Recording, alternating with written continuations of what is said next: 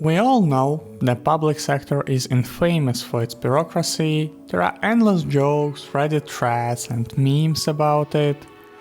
But what if I told you bureaucracy isn't just a public sector thing? What if I told you that in many cases you can't even tell the difference between a government agency and a large corporation? In this video, I'll walk you through 5 examples from the private sector that can easily compete with public institutions in terms of absurdity and inefficiency. Let's go!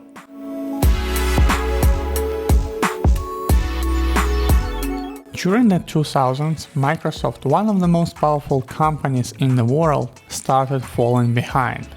Internally, it had become a maze of divisions and approval processes. Teams like Windows and Office acted like they own kingdoms. And on top of that, Microsoft used something called stack ranking, a performance review system that forced managers to rank employees against each other. The results? Well, you can guess probably.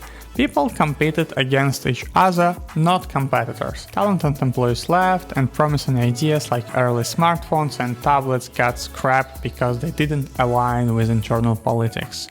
One former manager summed it up by saying Microsoft completely blew its chances to lead in mobile because of bureaucracy.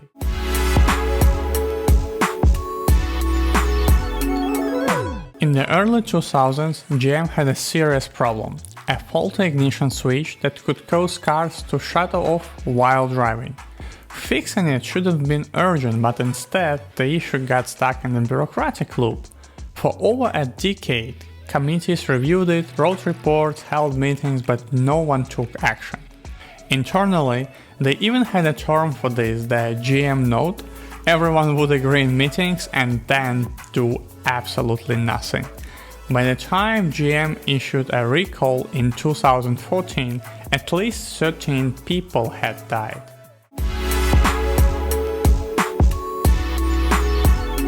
If you grew up in the early 2000s, chances are you had a Nokia. Back then, they were ahead of everyone, even Apple. But internally, Nokia had become bloated and slow. Decisions were made by committees, risk-averse managers blocked new ideas. One team submitted hundreds of proposals to improve their smartphone system. None were accepted. Nokia engineers had built a touchscreen phone before the iPhone, but upper management cancelled it.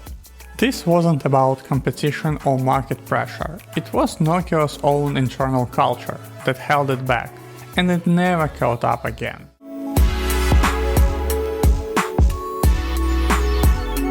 By the late 2010s, Google was massive, but with that came bureaucratic creep. Employees started noticing how even simple decisions took ages.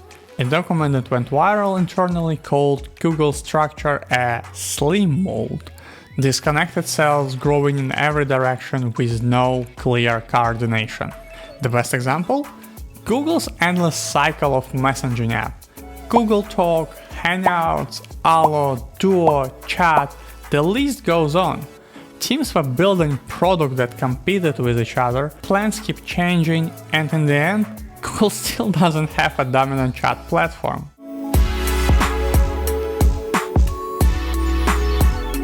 In the 2000s, Airbus began developing the A380, the world's largest passenger jet. But behind the scene, it was a bureaucratic mess. Different teams in France and Germany used different software. The result? The wiring didn't fit. Thousands of wires had to be manually reworked, costing Airbus billions and delaying the launch by over 2 years. By the time it finally launched, demand had already shifted. Airbus missed its moment, not because of engineering failure, but because of internal mismanagement and poor coordination. So, what's the takeaway? Private companies can be just as bureaucratic as government, sometimes worse. Whether it's a tech giant or global manufacturer, layers of management, fear of risk, and poor communication can grind things to a halt. Even companies that sell efficiency as a product often suffer from their own internal inefficiencies. By the way, if you want a whole video about bureaucracy, let me know in the comments. And remember, curiosity killed the cat, but satisfaction brought it back.